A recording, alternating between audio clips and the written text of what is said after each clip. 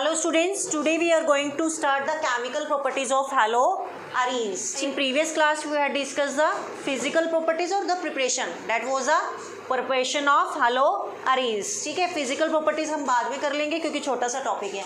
तो पहले हम डिस्कस करने जा रहे हैं यहाँ पर chemical properties of haloarenes. Chemical properties of haloarenes का मतलब क्या है? आपको लेफ्ट हैंड साइड पर क्या लेना है? haloarenes. haloarene कैसे होता है? कुछ इस तरीके से. दिस वन इज अ हेलोअरीन की बेंजीन रिंग के ऊपर क्या है? बेसिकली हेलोजन ग्रुप सब्स्टिट्यूट है. तो बेसिकली हमने केमिकल प्रॉपर्टीज डिस्कस करनी है हेलोअरीन की. तो this one is a haloarene, that is a chlorobenzene. ठीक है, जब बेंजीन रिंग के ऊपर कोई हेलोजन आप लगा देते हो तो वो क्या बन जाता है? हेलोअरीन. तो फर्स्ट प्रॉपर्टीज में आती है न्यूक्लियोफिलिक सब्स्टिट्यूशन रिएक्शन. बट जैसा कि हम जानते हैं कि हमने जब प्रिपरेशन डिस्कस करी थी तो हमने क्या कहा था कि बेसिकली जो हेलोअरीन्स है they will undergo to the electrophilic substitution reaction instead of nucleophilic substitution reaction. की वो किसके अंडर जाना चाहते हैं? इलेक्ट्रोफिलिक सब्स्टिट्यूशन रिएक्शन के अंडर जाना चाहते हैं, ना कि न्यूक्लियोफिलिक सब्स्टिट्यूशन रिएक्शन के अंदर. उसका रीज़न हमने क्या पढ़ा था? देखो, जैसे हमने पीछे तो एग्जाम्पल क्या लिया था? फिनोल का एग्जाम्पल लिया था. ठीक है, अब मैं किसकी केमिकल प्रॉपर्टीज बोल रही हूँ? हेलोअरीन की. तो मैं यहाँ पर क्या लूँ? हेलोअरीन. सपोज मैंने ये क्या ले लिया? This one is a haloarene. अगर मैं इसका स्ट्रक्चर को अकॉर्डिंग टू रेजोनेंस क्या करती हूँ? बेसिकली स्टेबलाइज करती हूँ. तो कैसे होगा इसका स्ट्रक्चर? अगर मैं इसके रेजोनेंस स्ट्रक्चर बनाऊँ तो हमने क्या पढ़ा था? बेसिकली यहाँ पर क्लोरीन, क्लोरीन के पास क्या होते हैं? आपके पास lone pair electrons and it has a tendency to donate their electrons pair. तो जब ये डोनेट करेगा तो ये बेंजीन रिंग के साथ डबल बॉन्ड पार्शियल कैरेक्टर क्या हो जाएगा? बेसिकली अराइज हो जाएगा. जब ये इलेक्ट्रॉन डोनेट करेगा क्लोरीन के ऊपर कौन सा चार्ज आ जाएगा? पॉजिटिव. ठीक है, और ये वाला जो बॉन्ड है यहाँ से ब्रेक होगा. ब्रेक होने के बाद क्या होगा? बेसिकली यहाँ पर क्या हो जाएगा? नेगेटिव चार्ज आ जाएगा. ये बॉन्ड ब्रेक हो गया. ये कुछ इस तरीके से स्ट्रक्चर अराइज होगा. ठीक है ना. वैसे बेसिकली स्ट्रक्चर कैसे बनता है? ध्यान से देखना कि ये कैसे हो रहा है. अगर मैं बड़ा करके बताऊँ, ये है जैसे, ठीक है, यहाँ पर क्या है? Lone pair. ये इसने डोनेट करे, इसके पास कौन सा चार्ज आ गया? पॉजिटिव. इसके पास कौन सा चार्ज आ गया? नेगेटिव. ध्यान से समझना. अब ये वाले सपोज ये बॉन्ड क्या हो रहा है? टूट रहा है, डबल बॉन्ड. ये जैसे ही टूटा, इसने अपने इलेक्ट्रॉन दे दिए. जब इसने अपने इलेक्ट्रॉन दे दिए तो यहाँ पर कौन सा चार्ज आ गया? पॉजिटिव. और यहाँ पर कौन सा चार्ज आ गया? नेगेटिव. तो ये पॉजिटिव और नेगेटिव क्या हो गया? कैंसिल हो गया. समझ रहे हो बात? इसीलिए यहाँ पर कोई चार्ज नहीं रह जाता है. और ये नेगेटिव चार्ज क्या करता है? ऑर्थो या पैरा पोजीशन पे मूव करता रहता है, जो हमने डिस्कस किया था पिछले लेक्चर में. आ रही बस समझ? क्लियर है? ये चार्ज क्या हो जाता है? यहाँ से कैंसिल आउट हो जाता है. ठीक है, अब देखिए अगर मैं इसका रेजोनेंस स्ट्रक्चर नेक्स्ट ड्रॉ करूँ तो क्या होगा? यहाँ पर क्लोरीन के ऊपर तो पॉजिटिव चार्ज होगा. अब ये वाला चार्ज कहाँ पर मूव करेगा? बेसिकली ये वाला बॉन्ड ब्रेक होगा. ठीक है, ये वाला बॉन्ड ब्रेक होगा तो यहाँ पर नेगेटिव चार्ज कहाँ आएगा? नेक्स्ट वाले पे यहाँ पर आएगा. और ये बॉन्ड वापस क्या होगा? रिस्टोर होगा. मतलब ये कुछ इस तरीके से मूव करेगा. ये नेगेटिव चार्ज कहाँ आएगा? यहाँ पर आएगा. और पहले लेक्चर में मैंने बताया था ये क्या होते हैं आपके पास? ऑर्थो या पैरा पोजिशन पे क्या करता है? इलेक्ट्रॉन डेंसिटी हाई रहती है. तो ये जो चार्ज है ऑर्थो या पैरा पोजीशन पे मूव करते हैं. ऑर्थो पोजीशन कौन सी होती है? This one ortho, this one is Meta and this one is a para. ठीक है, तो ऑर्थो और पैरा की पोजीशन लेनी है. या तो ये चार्ज यहाँ पर मूव होगा या फिर यहाँ पर मूव होगा. ठीक है, नेक्स्ट अगर मैं बात करूँ, कुछ इस तरीके से इसका रेजोनेटिंग स्ट्रक्चर बनेगा. यहाँ पर क्या हो गया? क्लोरीन के ऊपर पॉजिटिव चार्ज. अब क्या होगा? बेसिकली ये नेगेटिव चार्ज कहाँ मूव करेगा? इस पोजीशन पे. और बॉन्ड किस तरीके से आ जाएगा आपके पास? ये वाला बॉन्ड एज इट इज रहेगा. नेक्स्ट कैसे आ जाएगा? कुछ इस तरीके से. क्लियर इतनी बात? तो ये क्या बन गए? इसके कौन से स्ट्रक्चर्स बन गए? These are the resonating structure. अब क्या होगा? अगर ये वाला charge, these are the resonating structures, अगर ये वाला चार्ज वापस जाएगा तो कुछ ये वापस अपना स्ट्रक्चर ऐसे ही रिटेन हो जाएगा. दिस वन ऐसे ही रहेगा, रिटेन हो जाएगा. क्योंकि नेगेटिव चार्ज क्या हो गया? वापस चला गया. यहाँ पर नेगेटिव चार्ज वापस चला गया तो ये बॉन्ड कुछ इस तरीके से बनेगा. जब ये बॉन्ड अपना बनेगा तो ये क्लोरीन का क्या हो जाएगा? सिंगल बॉन्ड हो जाएगा. और ये वापस जो इलेक्ट्रॉन्स है इसी तरीके से वापस इसके पास आ जाएंगे. यही कुछ हमने पिछले लेक्चर में क्या पढ़ा था? बेसिकली रेजोनेंस का स्ट्रक्चर पढ़ा था. पहले वाला ये बॉन्ड खत्म हुआ, दूसरे वाले में ये बॉन्ड खत्म हुआ और तीसरे वाले में ये बॉन्ड खत्म हुआ. ठीक है, तो ये रेजोनेंस स्ट्रक्चर तो मैं आपको पहले बता चुकी हूँ. इसमें तो मेरे को कुछ दोबारा बताने की ज़रूरत नहीं है. अब क्या होगा? आप क्या पढ़ रहे हो? बेसिकली हेलोअरीन्स की केमिकल प्रॉपर्टीज़. अब यहाँ से आपको पता है ये जो कार्बन है ये कौन सा कार्बन है? अगर मैं इस कार्बन की बात करूँ, ये कौन सा कार्बन है, sp है, sp2 है या sp3 है? This carbon is a sp2 hybridized, क्योंकि डबल बॉन्ड है तो sp2 हाइब्रिडाइज्ड होगा। और मैंने आपको बताया था एक sp, एक sp2 और एक sp3। मैक्सिमम एस करेक्टर किस में था, इसमें था।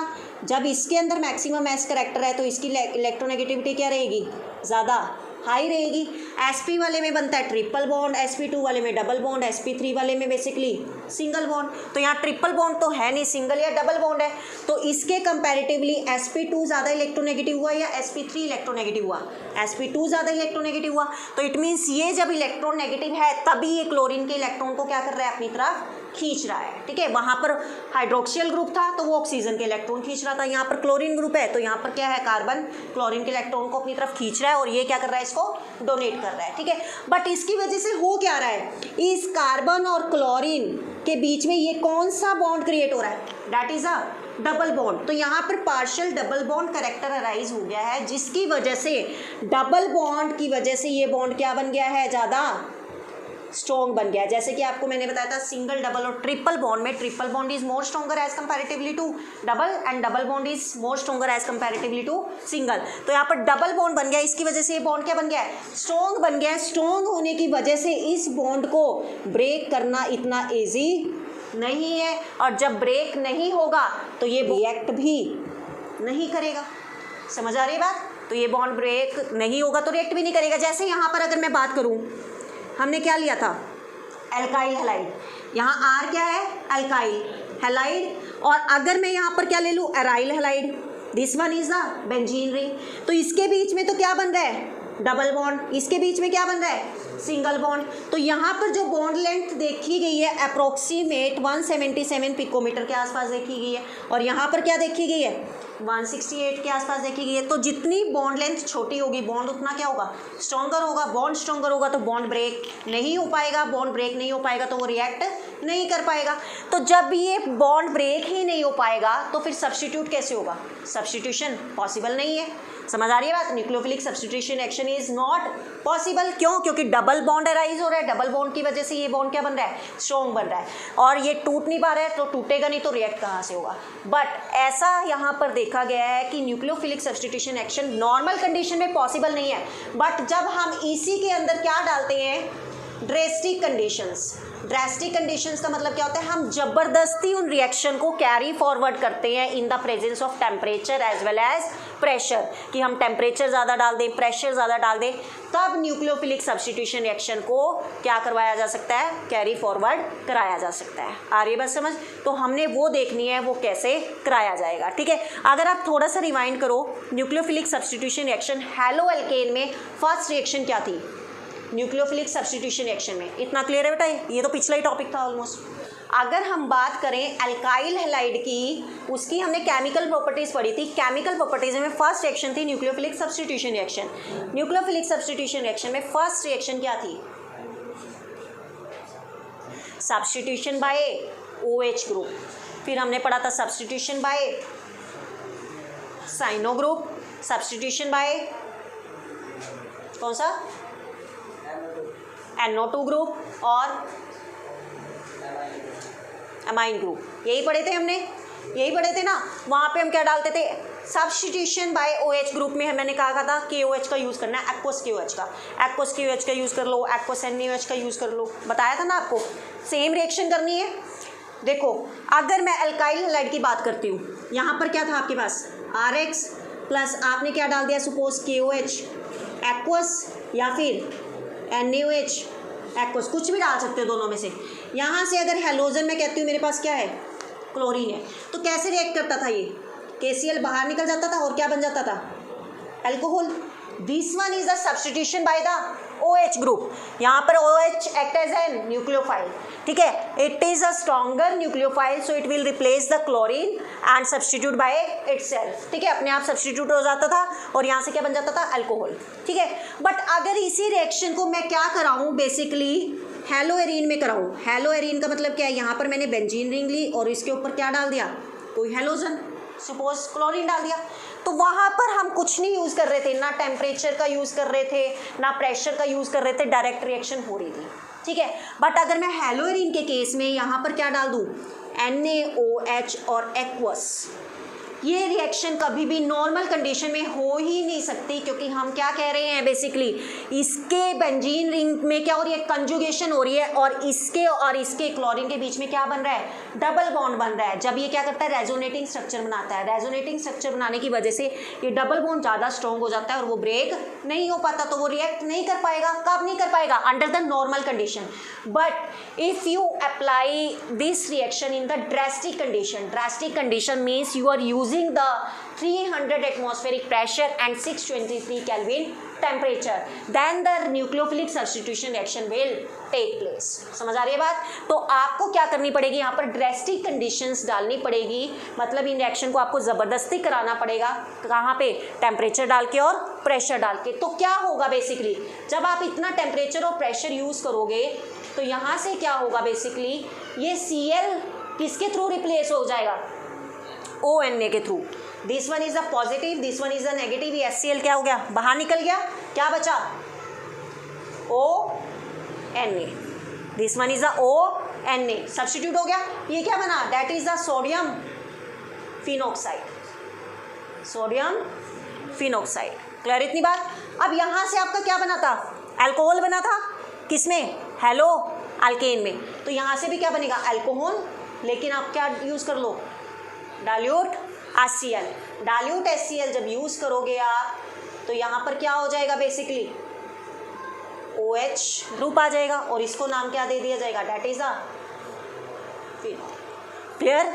तो when this reaction is carried out in the presence of aqueous NaOH, this reaction is also known as a Dawes process. That process is known as a Dawes process, and that is very important reaction in conversion of haloarine into the alcohol या phenol, sorry। Clear है?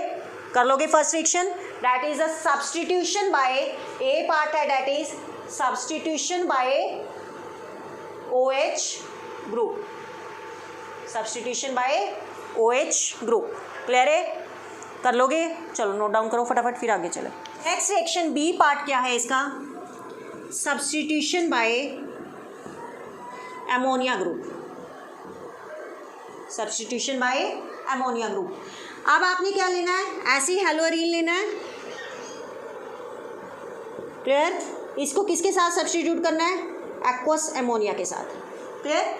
But again this reaction will not occur in the normal condition because double partial bond character here arises between the carbon and chlorine due to its conjugation effects। ठीक है, तो double bond को तोड़ना क्या है, easy नहीं होता, तो ये रिएक्शन डायरेक्ट नहीं हो पाती। So we have to use the drastic condition.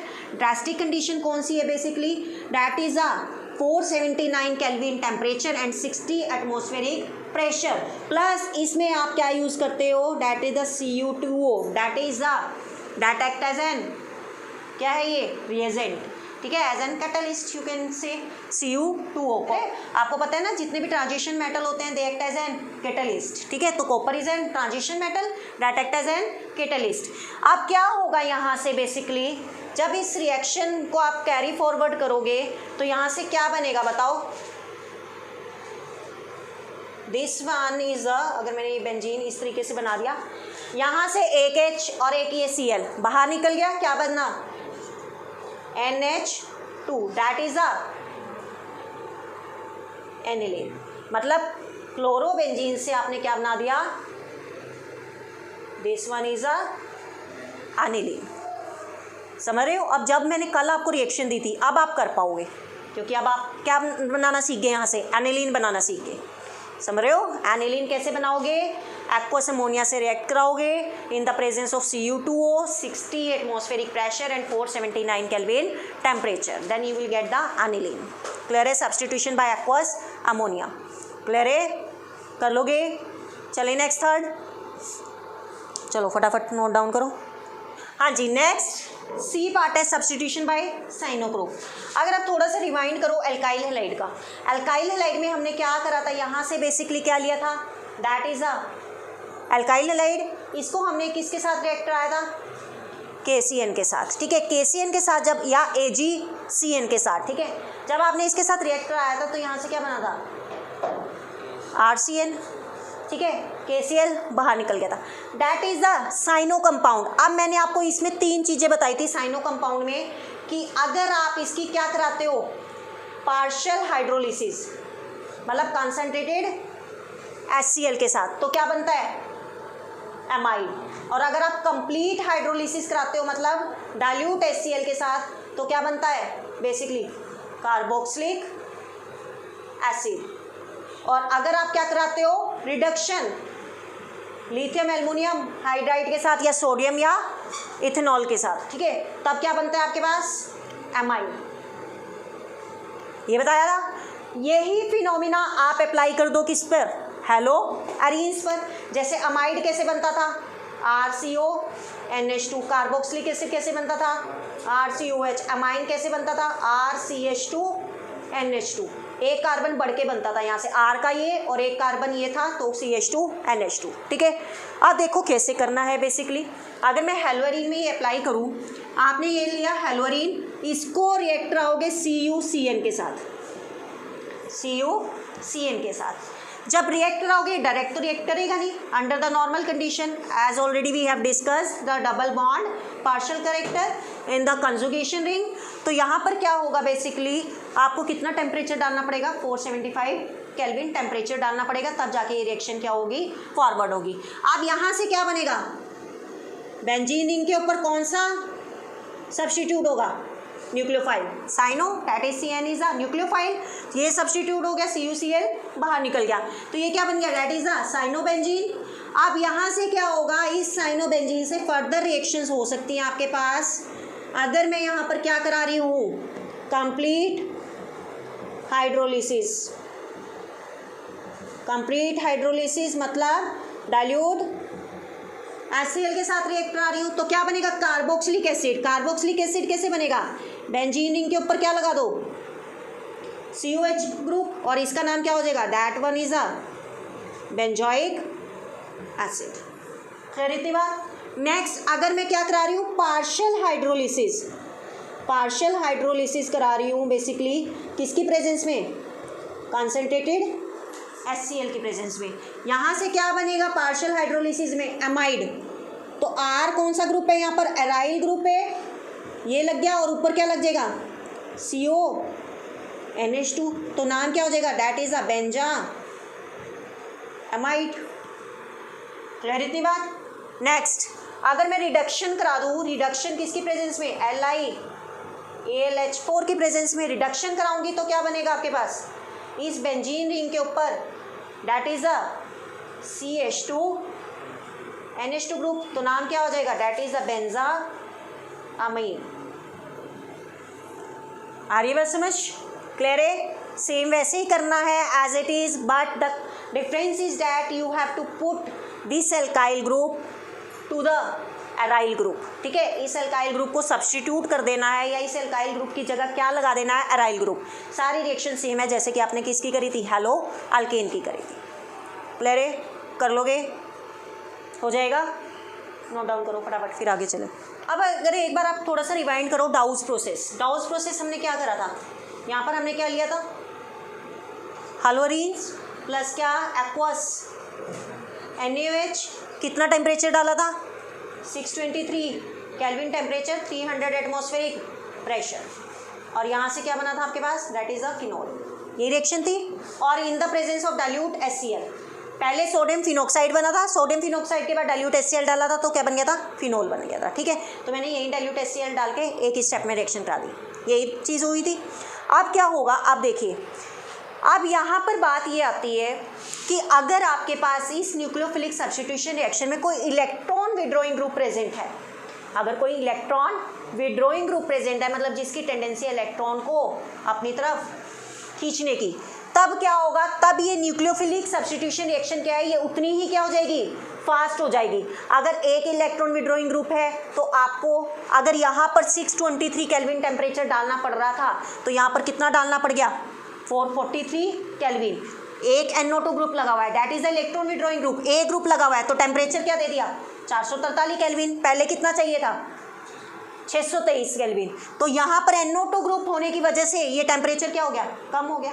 Next thing में 2 इलेक्ट्रॉन विड्रॉइंग ग्रुप प्रेजेंट है, टेम्परेचर क्या हो जाएगा और कम हो जाएगा, कितना हो गया 368 केल्विन। ठीक है, नेक्स्ट में 3 विड्रॉइंग ग्रुप प्रेजेंट है, यहाँ पर हमें टेम्परेचर तो कम देना पड़ ही रहा है 323 केल्विन, यहाँ पर हमें NaOH की ज़रूरत भी नहीं पड़ रही है, ये रिएक्शन क्या हो जाएगी उतनी ही फास्ट हो जाएगी। क्यों? क्योंकि यहाँ पर 3 इलेक्ट्रॉन विड्रॉइंग ग्रुप प्रेजेंट है, यहाँ पर 2 है और यहाँ पर 1 है। उसका रीज़न क्या है, देखो रीज़न क्या है, बेसिकली NO2 क्या है, इलेक्ट्रॉन विड्रॉइंग ग्रुप प्रेजेंट है, और आपको पता है कि यहाँ पर और पैरा पोजीशन में इलेक्ट्रोडेंसिटी क्या होती है, हाई रहती है बेसिकली। ठीक है ना। अब जब कोई न्यूक्लियोफाइल इसको अप्रोच करेगा, न्यूक्लियोफाइल क्या है इसमें OH, अब जब कोई न्यूक्लियोफाइल इसको अप्रोच करेगा, वो अप्रोच कहाँ पर करेगा, जहाँ पर इलेक्ट्रॉन डेंसिटी हाई रहेगी। अब इलेक्ट्रॉन डेंसिटी हाई कहाँ पर है, यहाँ पर ऑर्थो या पैरा पोजीशन पे, तो मतलब यहाँ पर ऑलरेडी नेगेटिव चार्ज है, ये नेगेटिव चार्ज आके इसके तरफ जब अट्रैक्ट होगा तो नेगेटिव नेगेटिव तो क्या करेंगे, आपस में रिपेल करेंगे, तो ये इतनी ईजिली इसको सब्स्टिट्यूट नहीं कर पाएगा। अगर यहाँ पर इलेक्ट्रॉन विड्रॉइंग ग्रुप प्रेजेंट हो गया तो ये क्या करेगा, इसको अपनी तरफ क्या करेगा, अट्रैक्ट करेगा। इलेक्ट्रॉन विड्रॉइंग का मतलब क्या है कि इलेक्ट्रॉन को खींचने की टेंडेंसी, तो ये इसको अपनी तरफ खींचेगा और यहाँ पर जहाँ पर खींचेगा वहाँ पर ये जो इलेक्ट्रॉन डेंसिटी है उसको क्या कर देगा, कम कर देगा, और जब इलेक्ट्रॉन डेंसिटी कम होगी तो ये इजीली क्या हो जाएगा, एस हैलोजन के साथ क्या हो जाएगा, सब्स्टिट्यूट हो जाएगा। समझ आ रही है बात। ऑर्थो पैरा पे क्या होती है, इलेक्ट्रॉन डेंसिटी हाई होती है, इलेक्ट्रॉन डेंसिटी मतलब नेगेटिव चार्ज क्या होता है, ज़्यादा होता है। नेगेटिव चार्ज ज़्यादा होने की वजह से ये जो न्यूक्लियोफाइल है जब ये इसको सब्स्टिट्यूट करना चाहता है, मतलब इसको सब्स्टिट्यूट कब करेगा, जब ये इधर आके अप्रोच होगा, तो वो यहाँ पर नेगेटिव चार्ज इतना ज़्यादा होता है कि इसके पास भी, न्यूक्लियोफाइल के पास भी क्या होता है, नेगेटिव चार्ज, तो ये आपस में क्या कर पाता है, रिपल्शन कर देता है। रिपल्शन की वजह से ये इसको ईजिली सब्स्टिट्यूट नहीं कर पाता। तो क्या होता है, जो इलेक्ट्रॉन विड्रॉइंग ग्रुप होता है इसकी इतनी टेंडेंसी होती है इलेक्ट्रॉन को अपनी तरफ क्या करता है, खींचता है। जब ये इसको अपनी तरफ खींचेगा न्यूक्लियोफाइल को, तो जहाँ पर भी ये लगा होगा वहाँ पर ये क्या कर देगा, इलेक्ट्रॉन डेंसिटी को क्या कर देगा, कम कर देगा। कम कर देगा तो ये क्या हो जाएगा, इजीली इसको सब्स्टिट्यूट कर देगा। ठीक है, तो यहाँ पर टेम्परेचर हमें कम देना पड़ रहा है, तो ये Cl ग्रुप किसके अकॉर्डिंग रिप्लेस हो जाएगा, दिस वन OH, और यहाँ पर क्या हो जाएगा, NO2 का NO2 ये लगा रहेगा। समझ आ रही है बात। अब यहाँ पर क्या होगा, 2 इलेक्ट्रॉन विड्रॉइंग ग्रुप प्रेजेंट है, इसलिए यहाँ पर टेम्परेचर क्या करना पड़ रहा है, हमें बहुत कम देना पड़ रहा है, तो ये रिएक्शन और फास्ट हो जाएगी कम टेम्परेचर पे। यहाँ पर क्या हो जाएगा, ये रिप्लेस हो जाएगा ClOH ग्रुप से, यहाँ पर क्या हो जाएगा, NO2 हो जाएगा। क्लियर। अब यहाँ पर क्या होगा, यहाँ पर भी ये Cl ग्रुप क्या है, even in this reaction no requirement of the NaOH because 3 nitro group present है, इलेक्ट्रॉन विड्रॉइंग ग्रुप प्रेजेंट है, ये सिर्फ H2O हाइड्रोलिसिस करने से ही क्या करता है, इसका OH ग्रुप इसको क्या कर देता है, सब्स्टिट्यूट कर देता है। तो यहाँ पर क्या लग जाता है, OH, और यहाँ पर क्या है, NO2 and this one is a NO2। Clear है, आ रही बस समझ। अगर मैं ये कहती हूँ ये ऑर्थो पैरा पे ना लग के ये इलेक्ट्रॉन विड्रॉइंग ग्रुप कहाँ पर लगाओ, मेटा पोजिशन पे, तो क्या इफेक्ट होगा,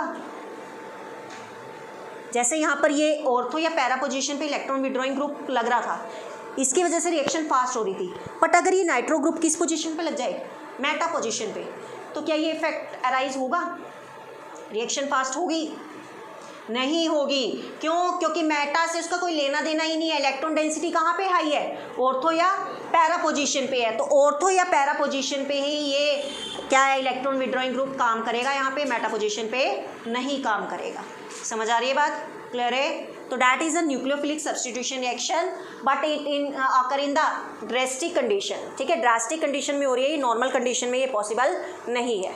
होप्सो आपको क्लियर हो गया होगा न्यूक्लियोफिलिक सब्स्टिट्यूशन रिएक्शन जो आज हमने करी है, किसमें, अंडर द ड्रास्टिक कंडीशंस। ठीक है, नेक्स्ट लेक्चर में हम आएंगे इलेक्ट्रोफिलिक सब्स्टिट्यूशन रिएक्शन के साथ। वो बेसिकली ज़्यादातर पॉसिबल है किसमें, हेलो अरेंज में, instead of nucleophilic substitution reaction. ठीक है, इन मीन टाइम बेटा आपको कोई प्रॉब्लम होती है then you can do comment and ask. Okay, thank you.